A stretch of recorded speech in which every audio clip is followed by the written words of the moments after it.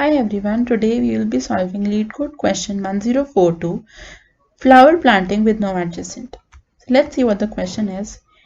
In the question we are given n gardens labeled from 1 to n, and we are given some kind of an input format in which we are given a paths array, and so basically paths of I denotes a vector of size 2 in which we are given x and y, and basically that vector denotes that there is a bidirectional edge between x and y. And we are also given four type of flowers, that is, you can see over here 1, 2, 3 and 4 are the four types given to us. And we have to what we have to do is that we have to plant these type of flowers in each of the gardens in such a way that no two adjacent gardens have the same type of flowers planted in it, right?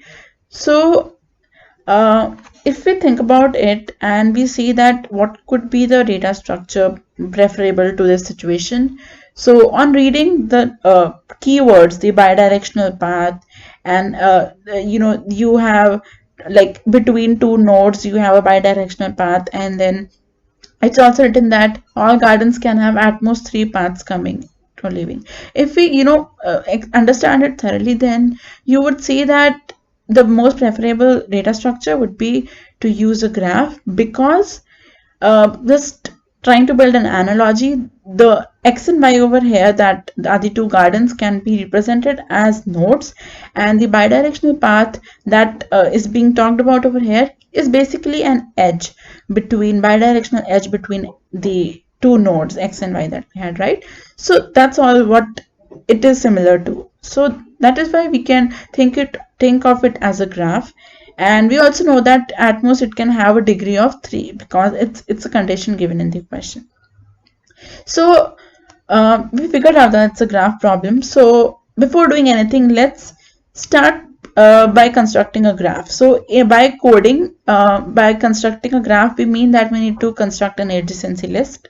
So this is the set of edges that we have been given. So let's create a adjacency list out of it. So I have written it to save time. So I'll just show you how it works.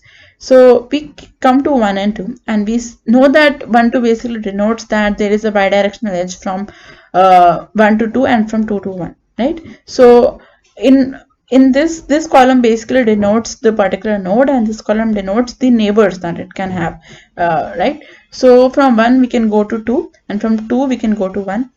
Similarly, from 1 to 4 and 4 to 1, 1 to 4 and 4 to 1. So for all the elements like this, I have processed in a similar way and made the adjacency list, right? After we have created an adjacency list, we have a graph with us, right? Graph denoting the gardens and how it is connected. So now we need to come to the algorithmic part. So the algorithm used will be the BFS over here.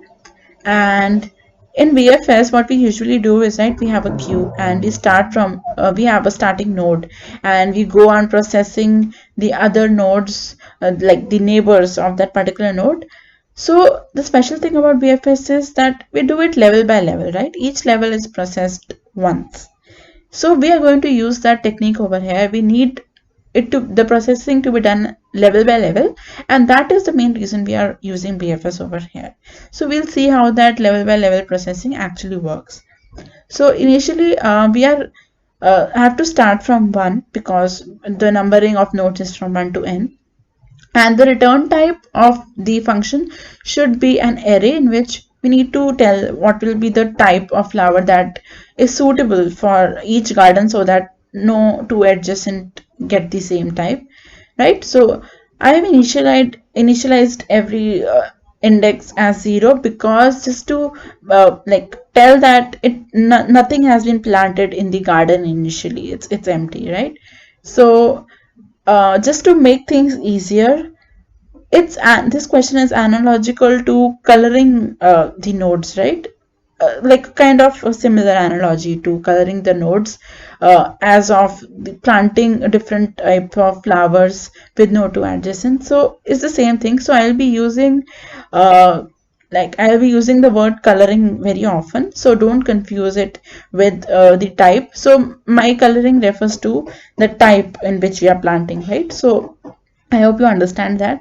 So now I started at 1. So my 1 is not being colored right now. So again, I'll say by coloring, I mean that uh, coloring basically denotes, suppose I say I have a color 1. So it basically means that it has a type 1 flower planted in that garden, right? So now at 1, we have nothing. Like it's like we have no color on it, right? So we'll give it a color 1. So all the initial nodes from which we are starting, we'll give it a color 1. And before starting, we need to push the starting node into the queue, and then we pop it going according to the algorithm, and then we give it a color 1. And then we also have to mark it visited so that we don't push it again into the queue unnecessarily, because it will be increasing our time, right? So then from 1, we need to see that what all are the immediate nodes that we can go to, like the direct connected nodes. So we can see that in the adjacency list that we made. So we have 2, 4, 5 for that. 2, 4 and 5, right? So we process it one by one. So from 1 we can go to 2. So now let's go to so now let's push 2 into the queue. So we are going to push 2 into the queue. And when we push, we also see that we only push if we know that 2 was unvisited, right? So now all the other nodes are unvisited. So that's why we had pushed 2 into the queue. Also, we need to check that regarding the color, right? So we came from node 1 to 2 because node 1 was the we can say the parent of 2 from which we came on this, right? So that node 1 had a color of 1, so we cannot have node 2 colored as 1. We need to give it a different color. So just to make things easier for us to write it in the form of code, let's increment the previous color by 1 and give node 2 as a color. So I incremented by 1 and gave it 2. So node 2 has a color of 2 now. So this incrementing things work because the colors are denoted as in a sequential order 1, 2, 3 and 4. So we can do it easily, right? So we also need to update our colors simultaneously, right? So now we colored it by 1 and we colored it by 2. Now 2 is processed, and once we have put 2 into the queue, we have to make it visited. We have to make it visited. Now after making 2 as visited, we go to the next neighbor. We see it's 4. So you come at 4 and then you see it still has no color. Like it means that nothing has been planted yet into it. So we see that we came to 4 from 1, right? So we need to make sure that the node from which we came from has to have a different color from this node. So we'll increment this previous node's color by 1 and then we'll make it 2. And at the same time we have to push it into the queue, and once we push it, it's visited, right? So now we have 2, 4, and similarly we'll do the same thing for 5, and for 5 also we'll give color 2 and then we make it visited and we also push it into the queue. Now you see this was the first level. If I consider it as a 0 level, this is the first level that has been processed, right? So this is the first level. So first we need to, I talked about processing it level by level. So the 0th level had only 1 node. So now the first level had 3 nodes. So now we need to process them first. So they will have to be processed first, right? So let's process them. So now you come to 2, you push it, you pop it, and then you see that 2 has a color, 2 has a color 2, and if you go to its neighbors 1, 4 and 5, now let's go to 1 and see that yes, it has a different color, so it's okay with us, it's fine. When we go to 4, we see that it has the same color, like 2 and 4 have the same color. So that is not what we want. We need it to be different color because 2 and 4 are adjacent, right? So I told you that if we see a different color, if we see the nodes of the same color, then we need to change this color, right? So we'll just increment the previous node's color by 1 and put it as the color for this node. So we make the color as 2 plus 1 as 3. So they don't have the same color now. Also we need to make it as 3, right?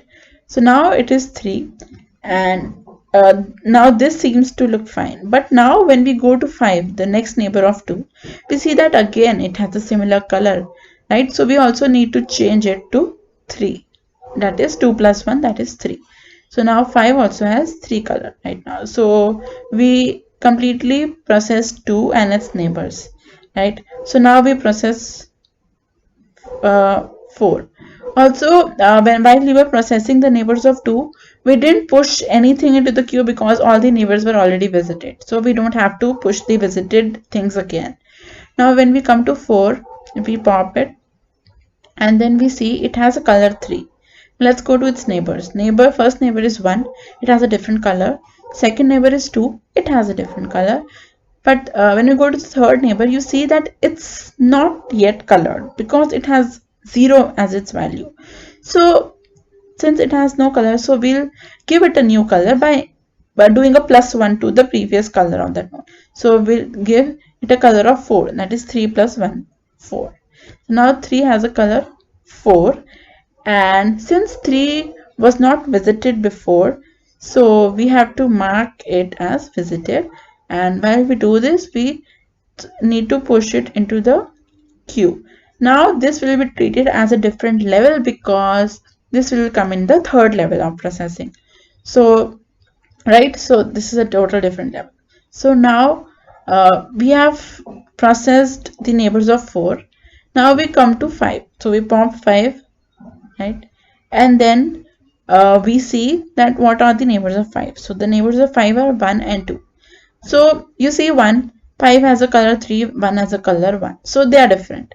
And it's already visited, so don't push it again. And similarly for 2, they both have different colors and it's visited, so don't push it again. So this also seems fine, right? So we have processed at level 2. So this level has been processed. Now let's go to level 3. Level 3 has only one node, that is 3 over here. And if we see that in case of 3, we only have one neighbor, that is 4. So now when you go to 4, you see it's visited already and it has a different, both of them have a different color. So we don't actually need to push anything or change its color. So yeah, we forgot to do one thing. We forgot to change 3's color when we updated it. So let's make it 4, right? So now everything has been processed. 3 has also been processed, right? So basically you have processed all the nodes of the graph, and if you see all the colors like seems to be perfectly fitted into this orientation. You can say that no two adjacent have the same value of color. Now the color is basically same as the type of that flower, as I said, so they don't have the same type, right? So this is what our answer is.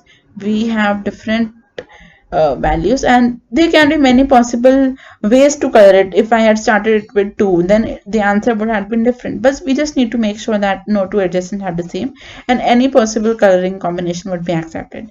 So this would be the answer for this particular set of input. And so we are done with understanding it. So before going to the code, I would like to mention one more thing, that in this case we had a connected graph. We only had one component, right? What if we had a node 6 that was count into a different component and it was not connected to any one of the other nodes, right? So we also need to give this color, that is we need to plant a kind of a flower into this also, right? So for every starting node, so for this the BFS will be started differently because it's a different component. So for every starting node we also have to give it a color 1. So in this case the node 6 will have a color the type as 1, right? So we are done understanding it. Now let's see the code, right? So I have already written the code, and just to save time I'll explain you. So as I mentioned, we have created a output type array, and I have made a visited vector and initialize it with false because nothing has been visited yet.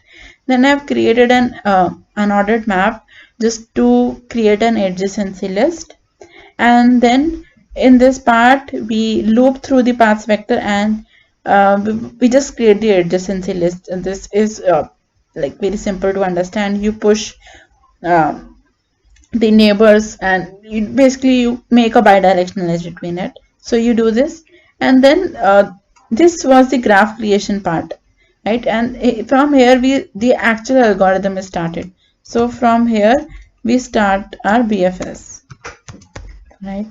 So as I told you, we need a for loop outside to handle the case in which there are more than one components in the graph.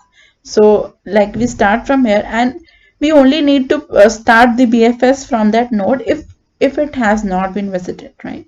So we have created a visited check over here, and then since if that starting node was not visited, that means that it is a starting point, and you push it into the queue. You create a queue and mark initially it as visited, and then you initialize the type as 1. As I said in my explanation and in my way of coding, I am initializing starting it by 1. You can also start it by 2 or 3, whatever you like, right? So then we are going to process it level by level, so till the queue is not fully empty. When this happens, our like the BFS traversal has completed, and then you take the particular size of the queue. Then you go to that like you loop it till that size is achieved. That means that you are looping for all the elements in that particular level, and then you pop that current like the node that is which is in the front of the queue, and then you explore all the neighbors, right? Now here it is what is the most important part.